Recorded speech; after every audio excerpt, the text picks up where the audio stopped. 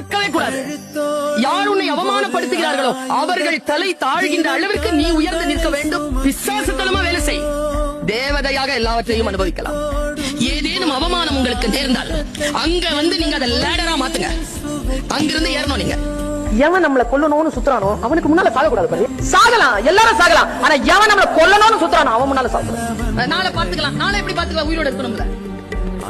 இருந்தாலும் அந்த மைண்ட் வரணும்ல, அந்த எனர்ஜி வரும். அந்த ஸ்பாட்ல அந்த நிமிடத்துல ஜெயிக்கணும். அதுக்கு பேர் தான் ஜெயிக்கிறது. எங்க அம்மா சொல்லுவாங்க, காட்டு வழியா போறியா, பூவையோ கனியையோ பாக்குறியா, அறுத்துரு, திரும்பி வரும்போது பார்த்துக்கலாம், அப்படி விடாத.